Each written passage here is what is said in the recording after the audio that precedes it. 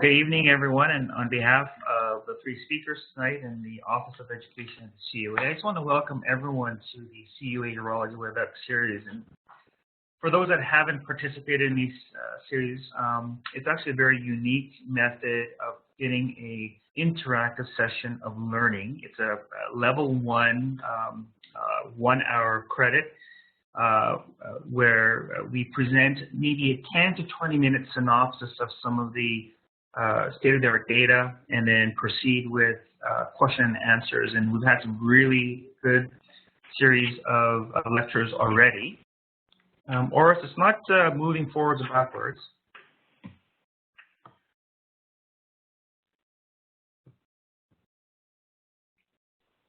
Next slide. It's moving now, Alan. It's caught up to you, so you can go ahead and control it. Okay, thanks.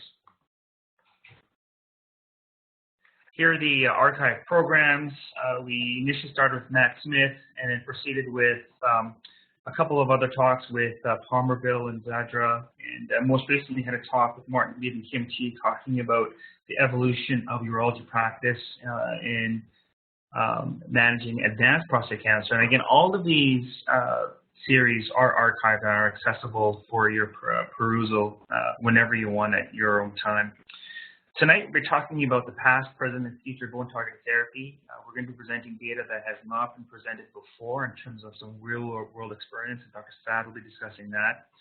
Neil and I will be discussing, again, just a review of the data that we know so far. And remember that, fortunately, with leaders like Dr. Sad, we have a lot of new agents and agents in the past that we've been using to help men with metastatic castrate-resistant prostate cancer maintain bone health. Here's our agenda. Again, we're going to keep the discussion to a minimum, to only about 30 minutes. We'll have 3 different presenters, and then we'll have 30 minutes of questions and answers. Here's a disclaimer of the use of data. All of the slides have been vetted through a third party for CME accreditation, and as such, it is still property of the CUA.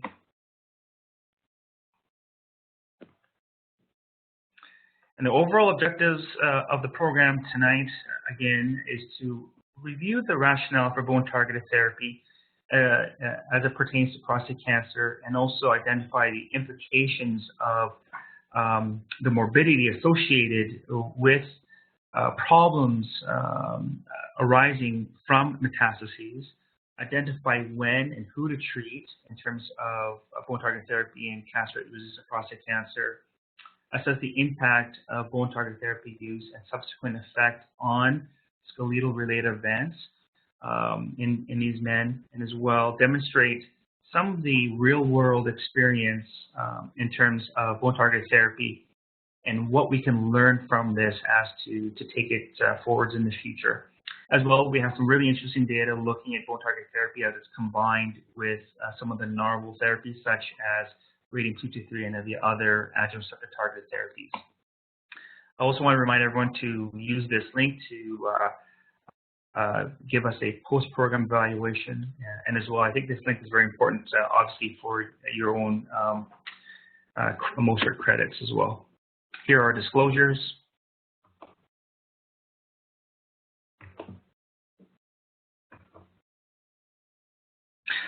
So I'm going to start off by introducing Dr. Neil Fleschner from Princess Margaret Hospital, who will be discussing the first part of our talk.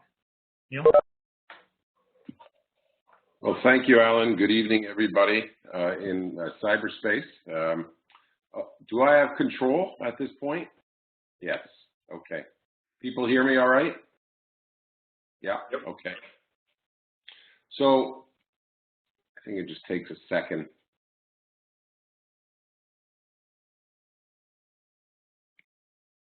I am advancing it.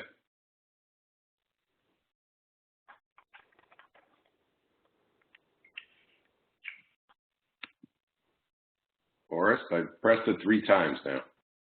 You're going to see it advance 3 times very quickly momentarily. It just takes a second to catch up to you. Okay.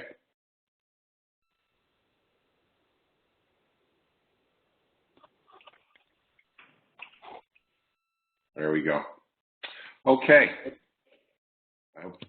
So we've heard a little bit about this already, but in terms of the learning objectives for the next 50 minutes or so, it's by the end of the session, participants will be able to demonstrate an understanding of the rationale for bone-targeted therapy in patients with prostate cancer, when to initiate therapy in patients with metastatic castration-resistant disease, and look at the impact of that therapy on skeletal-related events. And you'll hear about some real-world experience from the three of our centers, Montreal, Toronto, and Vancouver.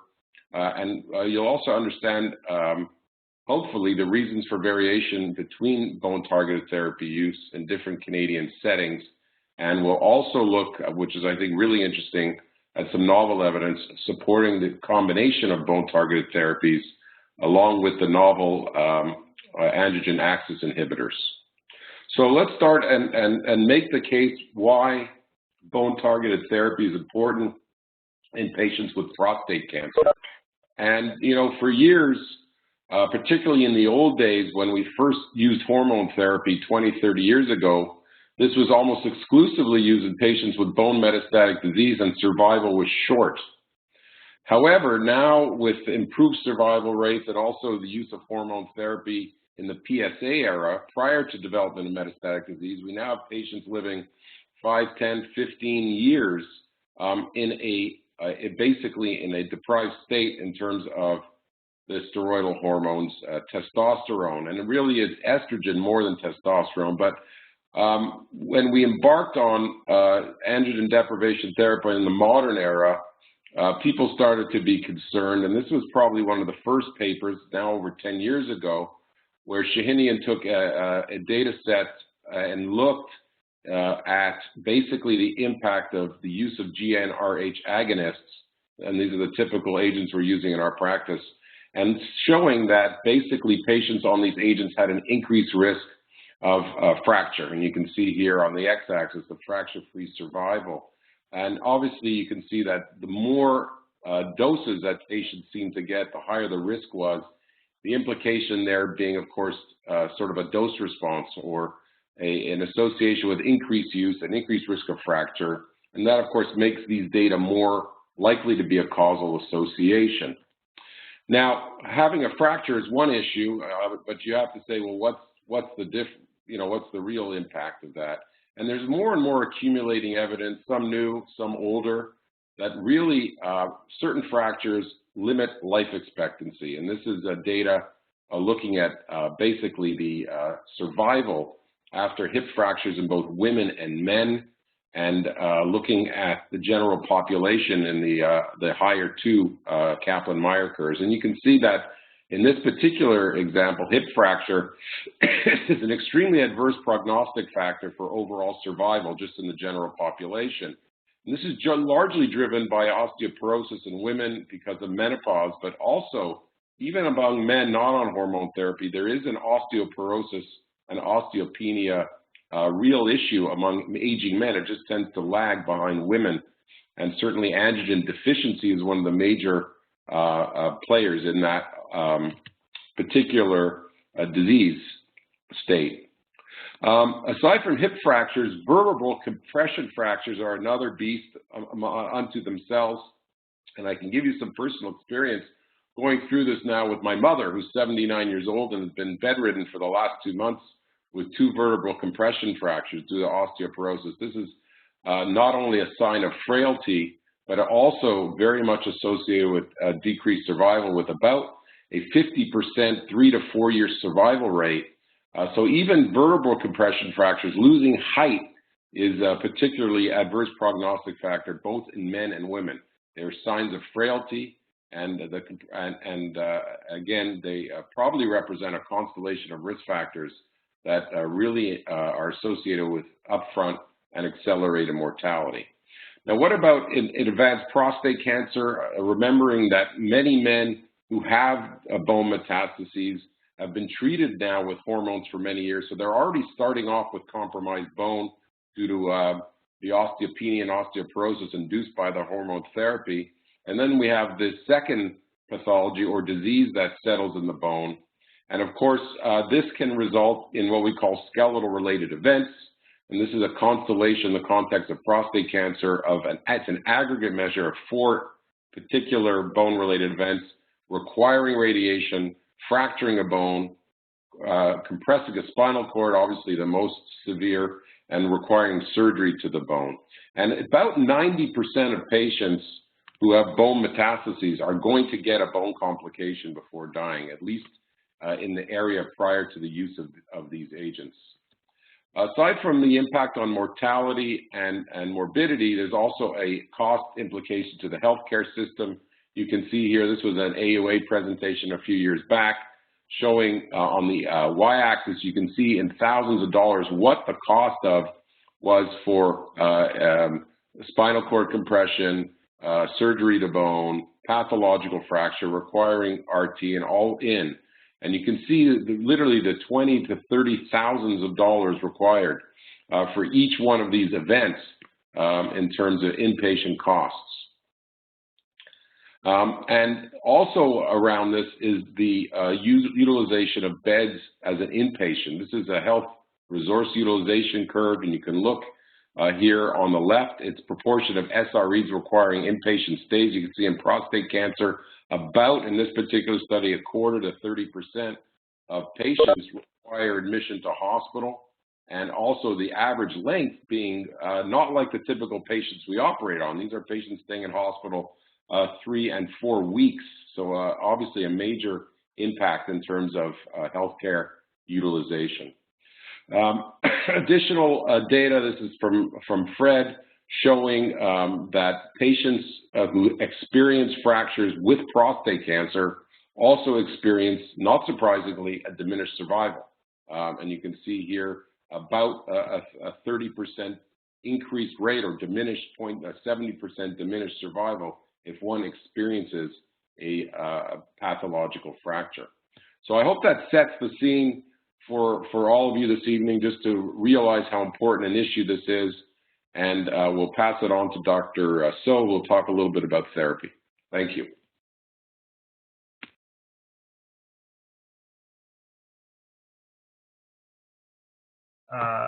My section.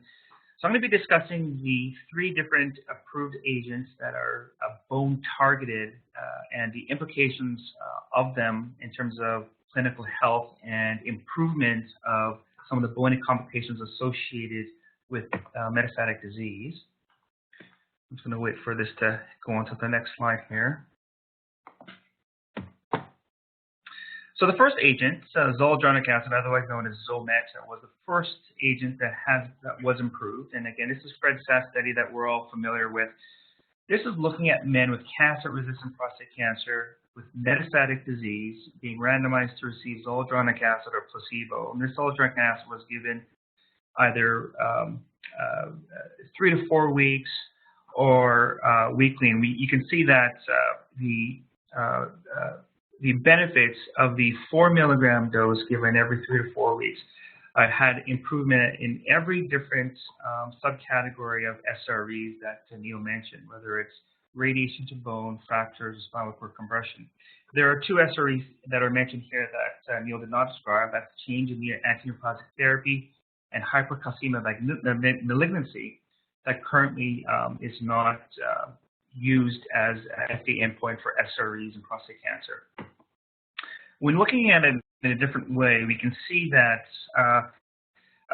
the impact of zoledronic acid in terms of bone complications. And you can see here that when you look at cumulative risk of developing bone complication in these men who are randomized to receive either the drug or placebo, the risk of developing further complication was reduced by 35%, and that's a huge difference.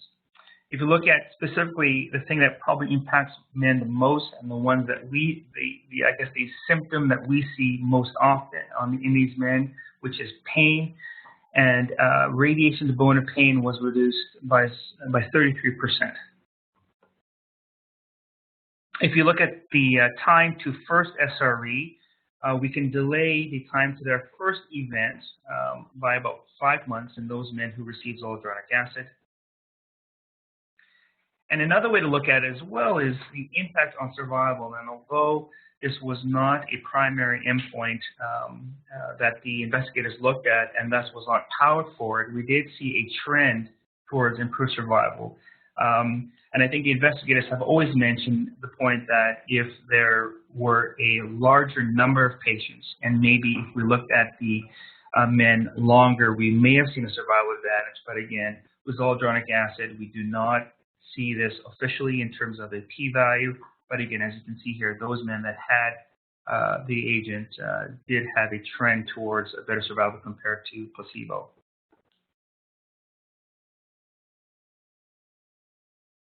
So the next agent that we'll be discussing is denosumab. And so denosumab works in a different way compared to zoledronic acid. As you know, zoledronic acid is a bisphosphonate. Denosumab is an antibody, it's a humanized antibody that targets RINC ligand. And by doing so, inhibits osteoclast maturity. And as you can see here, when we looked at men with metastatic castrate-resistant prostate cancer and randomized them to receive either denosumab or zoledronic acid, there was a further improvement in those men who received denosumab compared to those that received zoledronic acid by about 3.6 months in terms of median time to development of the first SRE. So we can see that this is equivalent to a hazard ratio of 0.82 or an 8% risk reduction to their first SRE. Now, these are two different studies. The first one on the left is the study looking at zoledronic acid versus placebo that I described initially. And again, the reason why placebo was not included in the denosumab study was that because zoledronic acid was considered standard of care, it wasn't considered ethical.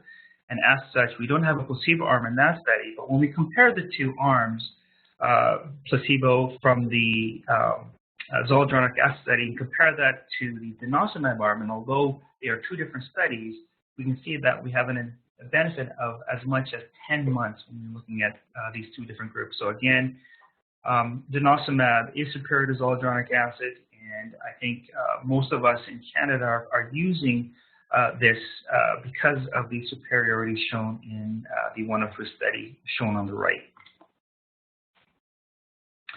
When we look at specifically reducing SREs, and again, this is another way to look at it, you can see that there's a obvious cumulative benefit and a long-standing benefit of taking this agent. But overall, there's an 8% risk reduction.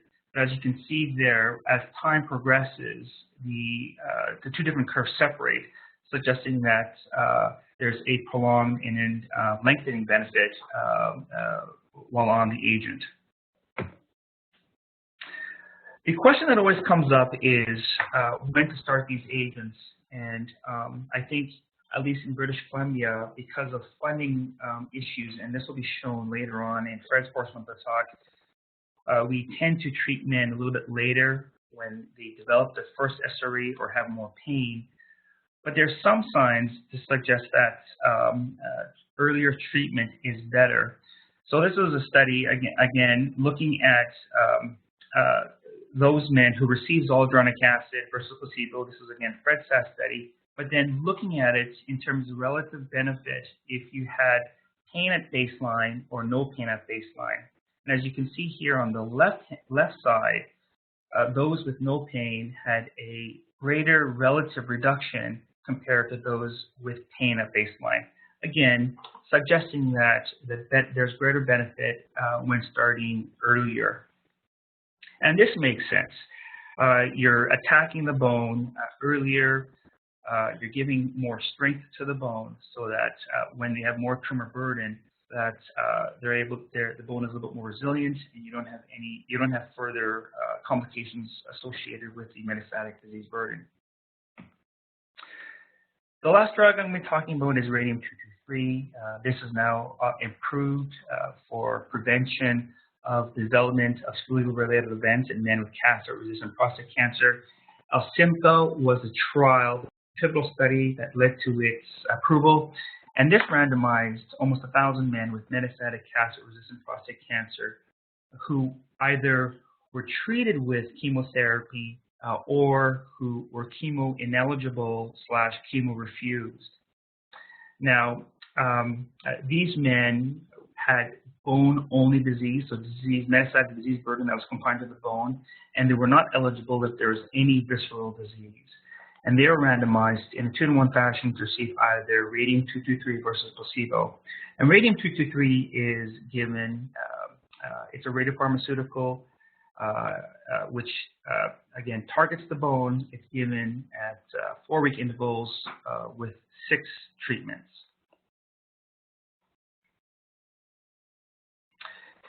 Looking at the time to development of the first symptomatic lethal event, or SRE, we can see that those patients who received radium-223 had a significant benefit in terms of their time to their first SRE compared to placebo. The median time improved from 15.6 months to 9.8 months. But this agent, compared to the other, had the other advantage of improving overall survival. And as you can see here, those men that received radium-223 had a survival benefit of 14.9 months versus 11.3 months, which was a significant improvement of greater than 3 months, almost 3.6-month benefit. Now here's a subgroup analysis, and there's a lot of things that we can pull away from this forest plot. The first thing is that about 40% of these patients who were part of the study did not receive docetaxel. But whether or not you received docetaxel or not did not affect the improvement of survival in those who received radium-223. So again, this is not an agent that we need to give after in terms of end-stage disease. The other thing that's also important is that a vast majority of these men actually were of good performance status, with ECOG status of 0 or 1. So even though a lot of these patients were in the so-called chemo-ineligible / chemo-refusal group, I would estimate that a vast majority of these patients actually refused chemotherapy. But regardless of that, those patients with better performance status actually did better. So again, implying that earlier might be better. The last piece of information is the fact that in terms of the extent of disease, you can see that those men with less than 6 metastases, the confidence interval did pass 1, suggesting again that when the disease is very early, the drug may not benefit. But again, this was the smallest group, and if you had more than 6 metastases, again, whether it was greater than 20 or between 6 to 20, you did benefit with radium-223. The bottom line is that it's an agent that is now approved pre-chemo in men with castrate-resistant prostate cancer. I know that funding is an issue, and in some jurisdictions it can only be used after failure of an androgen receptor targeted therapy. But again, it's a therapy definitely to consider, especially of those men with bone-only disease. And I'm now going to pass it over to Dr. Sad. Thanks, Alan. So I'm going to finish with some evidence in the real world coming from Canada. This was actually a study that was co-led between Neil, Alan, and myself, representing 3 large academic centers with a lot of patients present with metastatic prostate cancer, trying to advance. So this study was an attempt to try to get a feel for the cost of these skeletal-related events, the frequency of their occurrence, and also whether there are differences in different settings where clearly we know that the way we manage patients with metastatic prostate cancer can vary across the country. So this is going to be presented at this year's AUA, so this is a prelude to the AUA presentation. I'm trying to advance here. So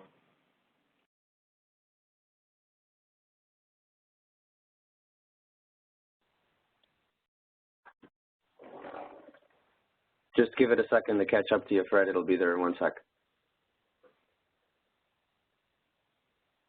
There's a relatively large cohort of patients that all died of prostate cancer, and allowed us the opportunity to try to get a sense for the frequency of events prior to dying of prostate cancer, and the time interval between metastatic disease and experiencing a skeletal-related event.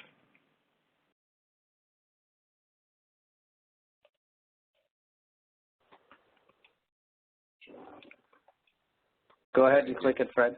I'm clicking.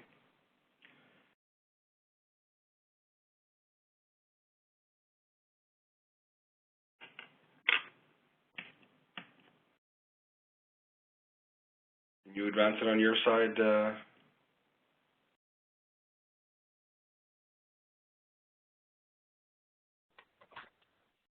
I'll be advancing them, that's fine, no problem.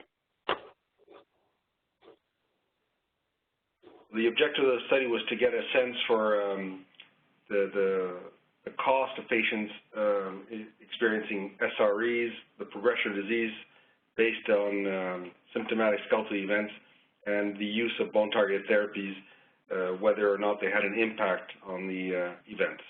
Next slide.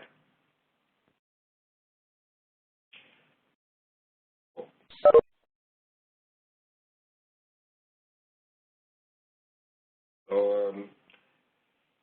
you go back to the, okay, so this was a retrospective review of patients treated in Montreal, Toronto, and Vancouver, a total of 393 patients, pretty equally from different centers, mean age of 71 years old at the time of metastatic bone disease, a mean of over 2 symptomatic skeletal events were captured per patient.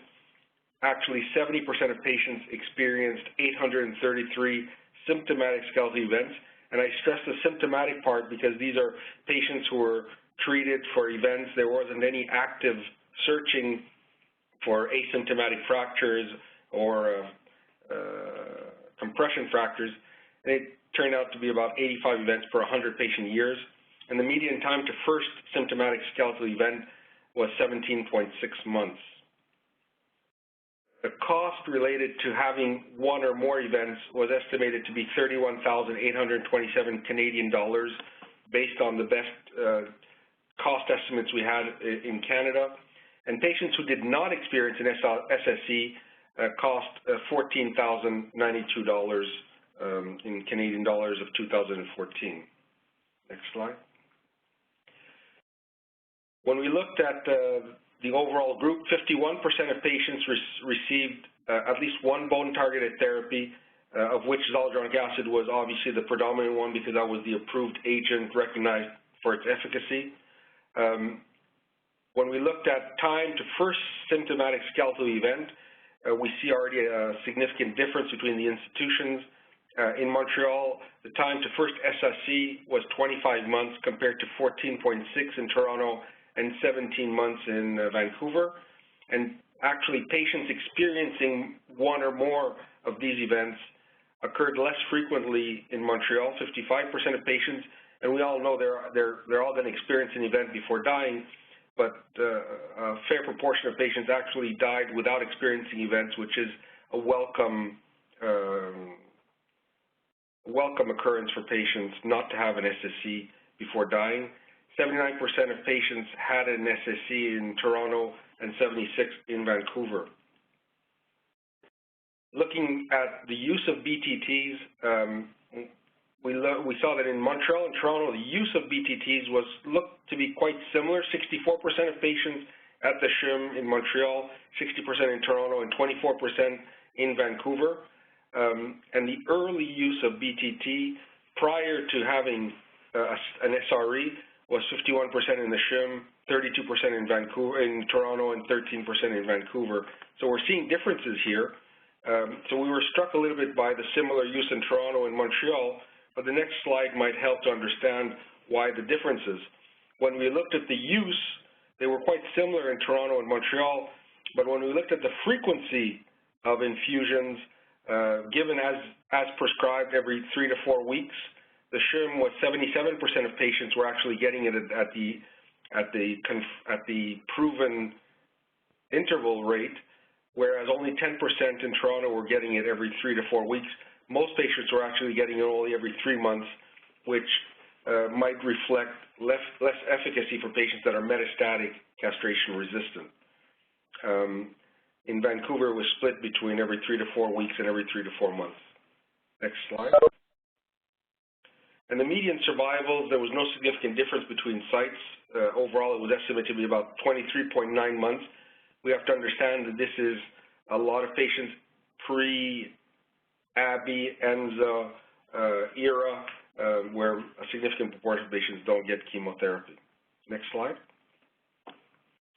So overall, we recognize now and we confirm that in Canada, the cost of experiencing complications related to bone metastases is really quite high, and this needs to be taken into consideration when we're trying to reduce cost of drugs, that these drugs actually can maybe offset some of the costs that Neil had described at the beginning of the presentation.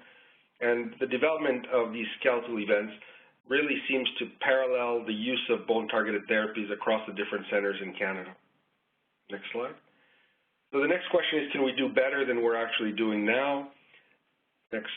So obviously one of the issues is now that we have several agents that are in use for metastatic prostate cancer, would the combination of bone-targeted therapy and some of these new agents make a difference?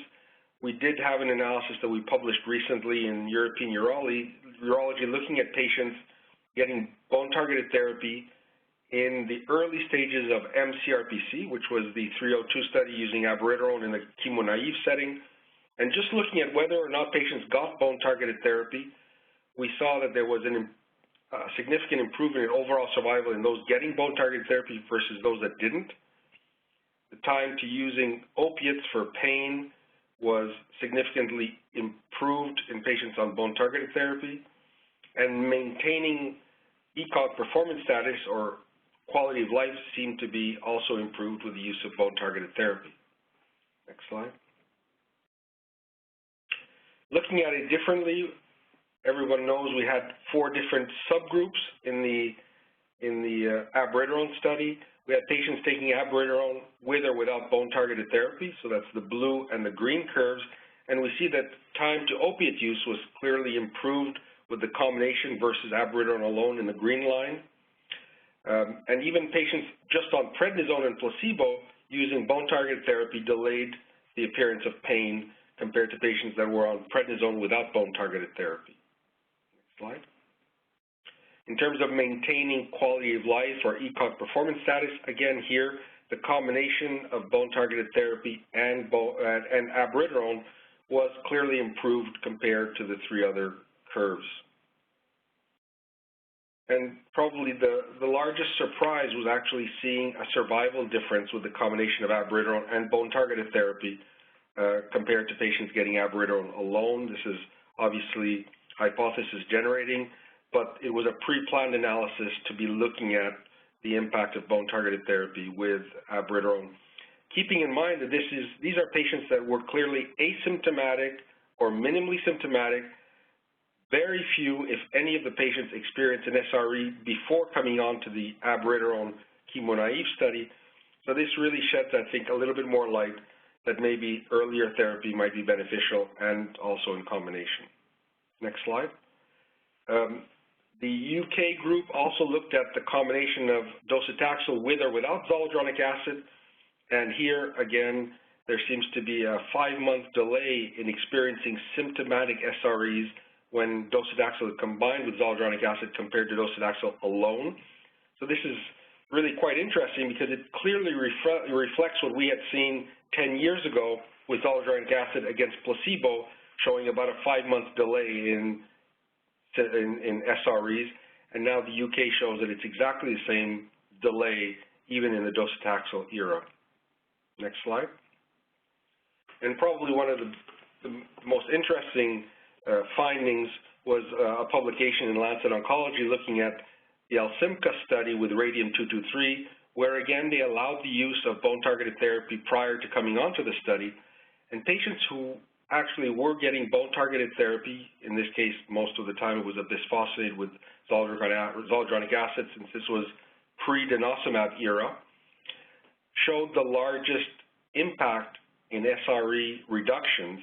So the delay in SREs was over 9 months in patients with radium plus bone-targeted therapy versus those that were on placebo, that were on placebo, compared to patients without bisphosphonate that were getting radium compared to placebo, where here the difference was only about 3 months, which was non-significant. So what about real-world combinations? We just finished a large international analysis of radium-223 in the real-world setting that's just been accepted for publication. So we had about 700 patients to look at who were getting radium-223, but were also allowed to get therapies that weren't accessible when Alsimca was being done. Next slide. So to jump to go straight to the results, we had a subset of patients, about 25% of patients, who had a bisphosphonate in combination with radium-223. And here we saw no differences in survival of patients with or without the combination, all getting radium. Next slide. But when we looked at the combination of denosumab plus radium versus radium alone, for some reason that at least can be described theoretically of targeting the osteoblast plus the osteoclast would have benefit, the difference in survival was actually statistically significant in this non-randomized analysis. Next slide. And also of interest is the cohort of patients that were getting abiraterone in combination with radium also showed a statistically significant improvement in overall survival compared to patients on radium alone. And this is being tested now in a randomized phase 3 setting where patients are getting abiraterone plus or minus radium to see if the combination is actually better than the sequential use of these agents. Next slide. So just to finish with the guidelines that are presently in use. So the Canadian, the NCCN guidelines clearly indicate that denosumab and zoledronic acid are both Category 1 recommendations to be used in the mCRPC setting if bone metastases are present. For visceral metastases, radium-223, if there are no visceral metastases, is a recommended therapy for patients that have symptomatic disease based on the NCCN guidelines. Next slide. In the Canadian guidelines, we also include radium-223 for patients with moderate or severe symptoms that have mCRPC, as long as they don't have visceral metastases. They could be used prior to docetaxel or post-docetaxel. And we also included that denosumab and zoledronic acid are recommended to reduce the risk of skeletal complications for patients with metastatic CRPC. Right.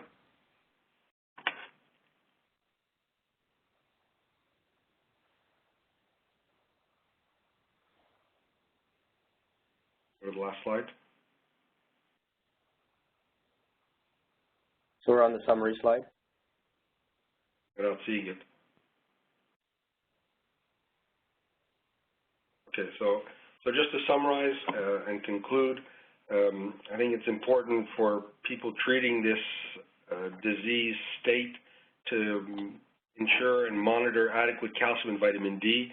These patients can often go into hypocalcemia with or without treatment. Obviously, with treatment, the risks are even higher, but even without treatment, this osteoblastic setting can lead to low calcium, and we have to be aware of that. Vitamin D supplementation is clearly indicated in these patients. We need to identify and treat patients at a risk of osteoporotic fractures like Neil discussed earlier on. Bone-targeted therapy, even in the new era of several new agents for mCRPC, continues to play an important role. Their use prior to SRE or symptoms may improve their efficacy.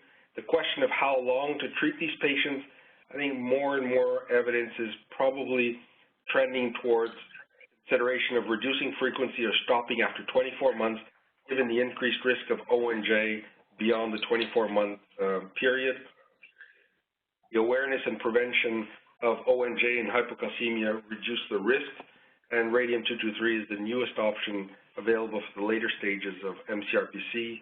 It improves the risks of skeletal complications. It improves overall survival, seems to have an advantage in combination, and timing remains an issue to make sure we find patients who can benefit and have a 6-month window that's required to actually get the drug and the most benefit from the drug.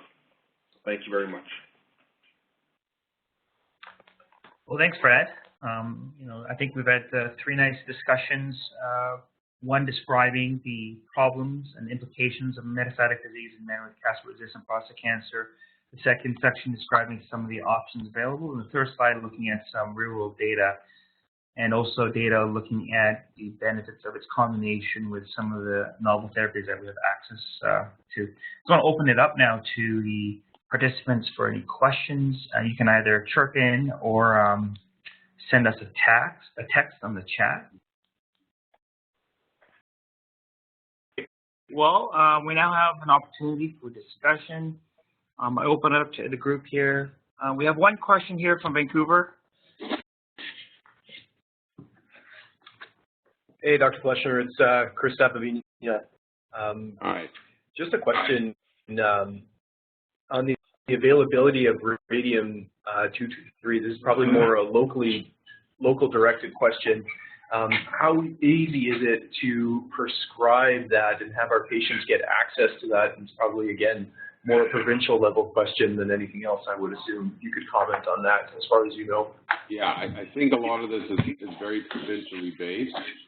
I could obviously best speak for Ontario, where currently the patients, in order to get access to radium-223, have to actually be off abiraterone or enzalutamide. So you have to find a 6-month window. Remember, it's monthly treatment times 6. So you have to find a 6-month window where you think patients are going to sort of not require chemotherapy. So I've been using it, so far using it in patients as the PSA starts to rise after AbbVie and Enza, but before chemo. I think we've all agreed that giving it after chemo, particularly in the, in the second line, so if you're thinking about using it third line, these patients don't have very long to live.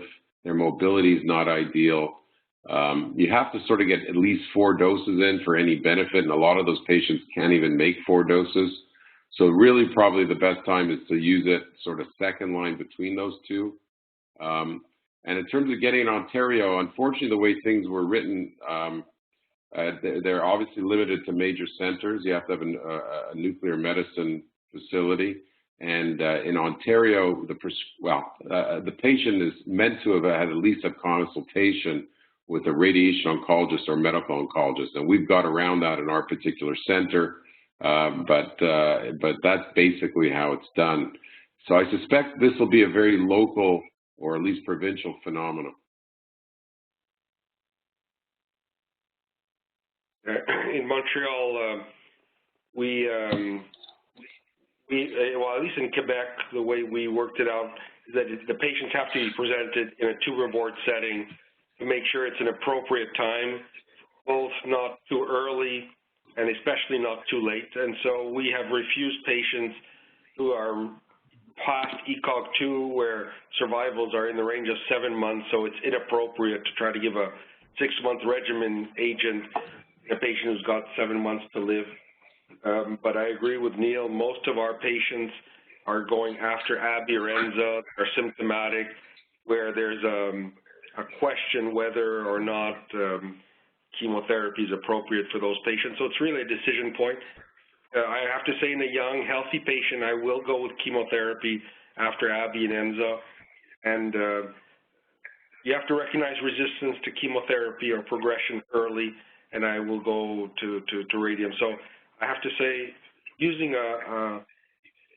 using good judgment, we have over 90% of our patients getting 6 cycles. And I think in the last 6 months, it's 100% of our patients are getting 6 cycles.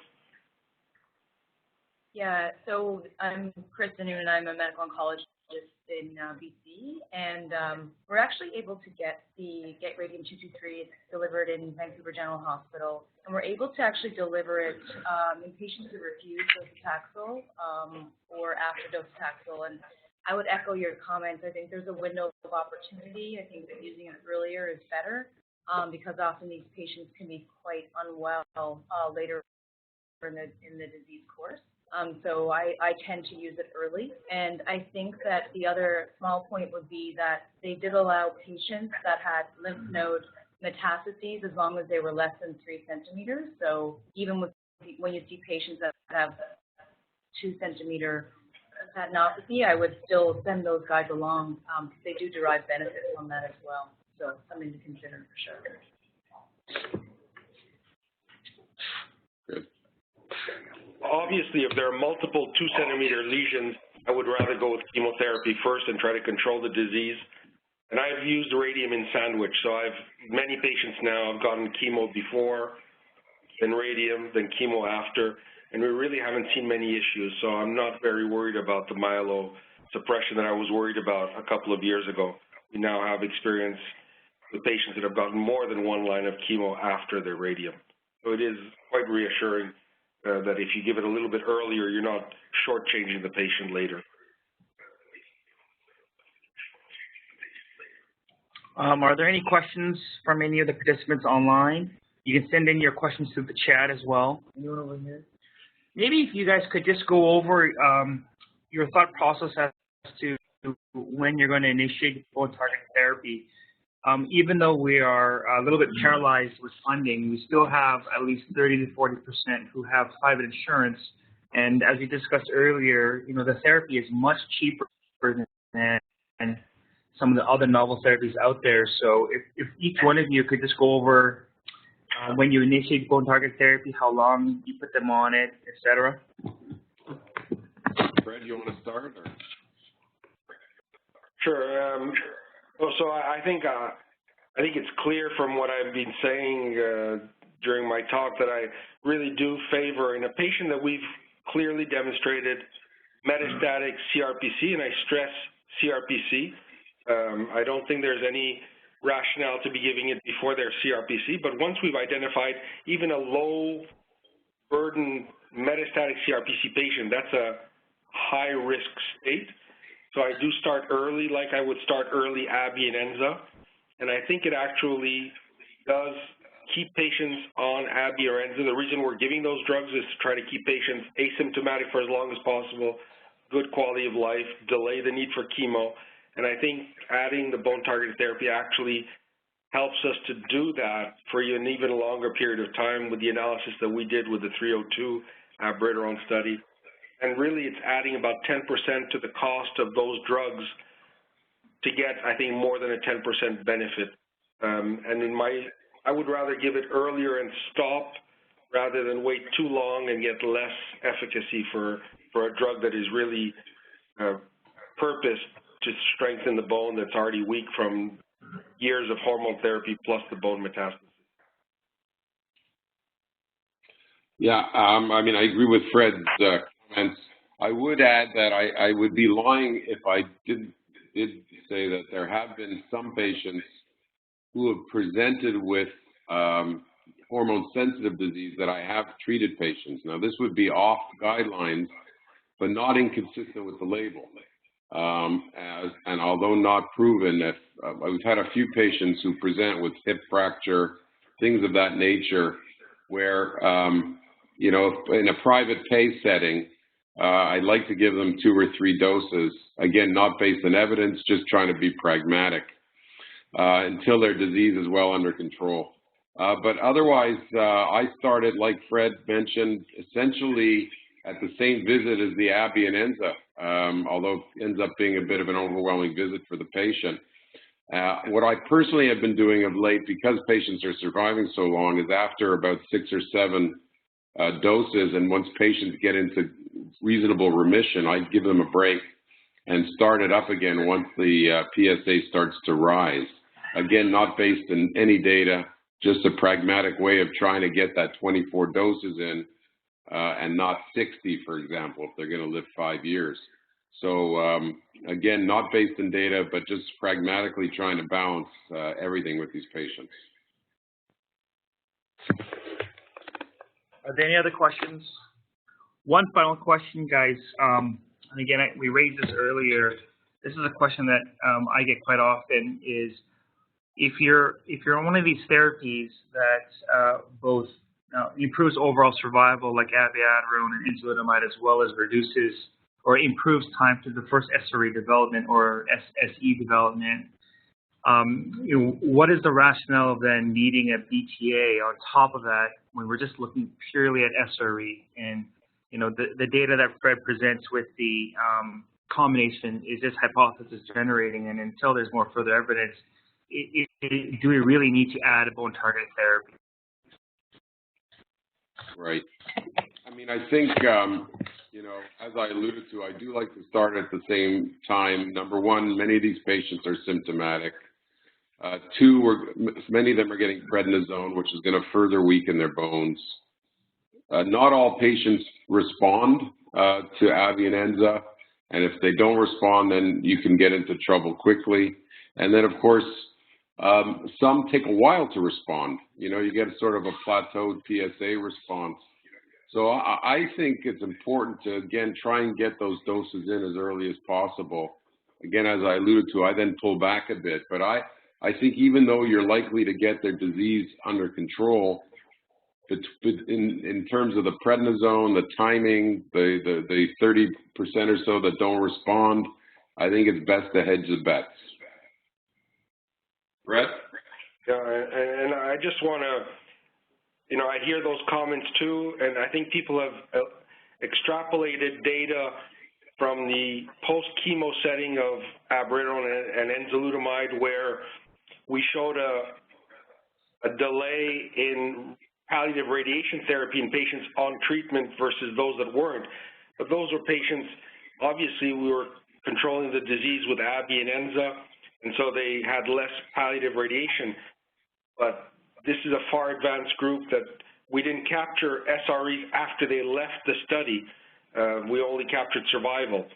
But in the earlier setting, we didn't actually look at SREs because patients left the study far before they ever experienced an SRE in AbbVie or Enza pre-chemo studies, because obviously if they progressed to pain, they would be going on to chemo, and we can avoid using radiation therapy, which was the SRE that we were looking for.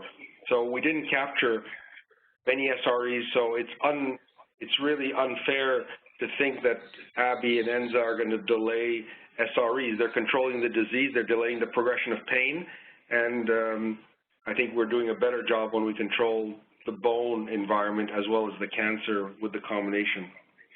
So people are extrapolating that it just doesn't exist. Assessing the determination of when to start these patients on a bone targeted therapy, does the amount of tumor burden affect our decisions? So for example, if you have a man with just a few small deposits and is cancer resistant, does that change your mind as to withholding therapy until later? Or is that something that you'll still consider treating very early? Well, I think if we recognize that patients that we clearly have confirmed they have metastatic disease, that they are castration resistant, we've already identified a really high-risk patient. And I think it's the same question with abiraterone or enzalutamide. I think these patients, every time we look at sub-analysis, the patients that seem to benefit the most are the ones that we start early. So I would rather, if I had to make a trade-off, start early and stop after 18 to 24 months, rather than hold off. And I often use the example of somebody who's at risk of having a heart attack. Probably much better to start before the first heart attack to prevent it than to wait for one or two heart attacks and say, well, I'll try to stop the third or the fourth. I think we're already on a downhill slope. These patients, Neil described it, even before the metastatic state, are usually osteopenic. They might already be osteoporotic. I think there are a lot of factors that need to be treated to try to strengthen the bone as early as possible when we identify metastatic prostate cancer. In the CRPC state, I mean, You know, Right. clearly, I don't think there's any support to start in the hormone sensitive, but in the castration resistant, these patients on average are exposed to several years of hormone therapy and already have weak bones beyond the fact that they're metastatic. Are there any other questions?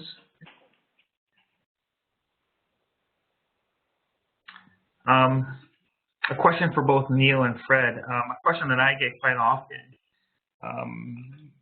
from residents and other urologists is this, that why do we need to start someone on bone targeted therapy to prevent SREs when some of these agents like enzalutamide and abiraterone themselves have shown prevention of bone complications just on their own? I know that, Fred, you've described some of the combination data, but when looking at specifically at these agents, is it enough to be giving alone in terms of bone health, or is the data so clear cut that we always have to use combination with the bone target therapy in addition to some of these novel agents? Well, let me maybe take a stab at this, and Fred could add in. Well, I think there's a few ways to address that issue. I think, don't forget, when we start patients on abiraterone, we're also, yet again, increasing the osteoporotic burden by adding daily prednisone. So there's yet additional stress to the bone. Secondly, you know, particularly early on, in those first 4 or 6 months, patients are still at risk. Some of these agents take time to work. Sometimes you don't see, you know, PSA responses for 2, 3, 4 months. They may have pre-existing variants that make them either suboptimal androgen receptor variants that make them suboptimal responders or non-responders. You don't know who those are at the get-go. So certainly in my practice, I have been starting early, as Fred mentioned, because there is active disease. They're high-risk patients. I do, however, personally, Fred mentioned getting 24 doses. I try and also get 24 doses in. But what I probably do is I give patients a break. So I like to personally, again, not based on any evidence, just pragmatically, like to give them, you know, 5, 6 doses. And once I see they're in a decent response, that's when I'll take a pause. And then when I see the patients failing, there's typically a reasonable window of time when they're failing before they start chemo where I can start it up again. Again, not based on data, pragmatic only. The data, of course, when those pivotal trials were done, those agents didn't exist. So I think what Neil brought up is absolutely critical. The other thing I would add is people often cite the reductions in SREs or delay in SRE based on the post-chemo trials. It's based on AFFIRM, based on 301. And what we actually saw was that there was a delay in the need for palliative radiation, which makes perfect sense. You're slowing down the progression of the disease, so you delayed the time for palliative radiation. But when we're looking at an earlier disease setting, we've never shown that these drugs actually reduce the SRE rate because we didn't follow patients till SRE. In 302 and the chemo-naive setting, we don't allow patients to get to an SRE because when they become symptomatic, we're going to introduce chemo before they need palliative radiation and get a fracture and all the rest. So what we're actually doing with the combination is the rationale I use for the combination is that we're delaying the appearance of pain, which is the trigger to start chemo. We're maintaining quality of life for a lot of these patients that might not ever go to chemo because even in these studies, only 60% of patients actually got chemo. So there are patients that we want to keep healthy and well with the ABIs and the ENZAs. So we're delaying not only the SREs, but the prelude to SREs by taking a combined approach. And looking at the randomized trial, we actually showed, forget about the overall survival. I can live with that hypothesis generating, that's a bonus. But what are we doing for these patients who want to maintain their quality of life, who want to keep them pain-free, who want to keep them away from chemo? And this is what we're doing when we're taking a combined approach.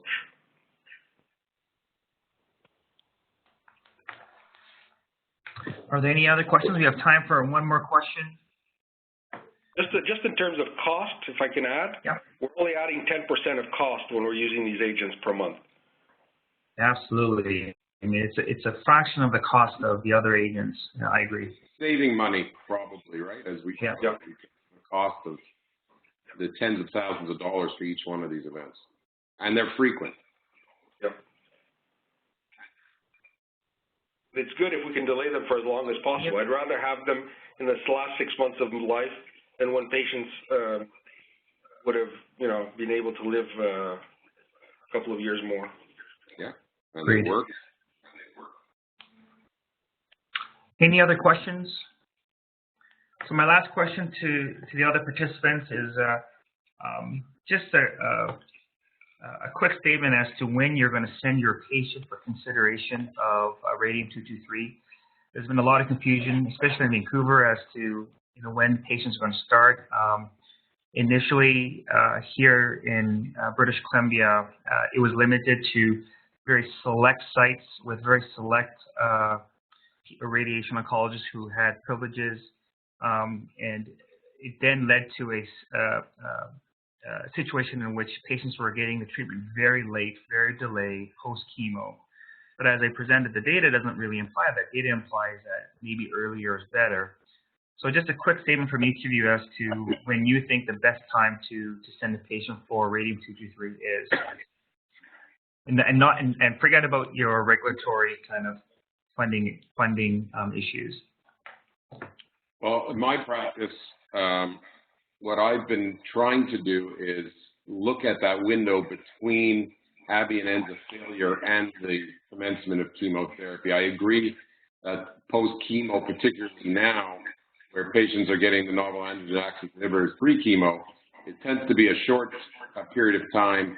6 months pretty much does not exist for these patients.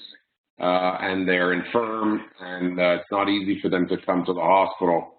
So I don't think that's a good use of that therapy in those patients. So I've been looking for a 6-month window when Abby and Enza start to fail prior to the institution of chemotherapy. Again, a challenge in Ontario, we actually have to stop the Abby and Enza. And that is prompting us a little bit to look at maybe first line for certain patients, but that would be more of a clinical trial question. So I agree. The challenge is finding the best 6-month window. So a lot of these patients are elderly. They failed Abby or Enza. This is a decision point for patients, and I offer them chemotherapy or radium, and I think that should be one of the choices because, in all honesty, we've treated a lot of patients post-radium with docetaxel, and they do very well. I think the problem of waiting too long is that these patients become ECOG2, are not well enough to get the radium, and I actually refuse to give radium in patients I feel are too advanced because it's a waste of time and a waste of money. So if you really don't have a 6-month window, it's probably best not to start at all because under 4 doses, there seems to be no benefit at all. So really sending them in, and as Neil says, when patients are failing Abby or Enza, that's a point of decision of starting radium, and that's what we've been doing more and more.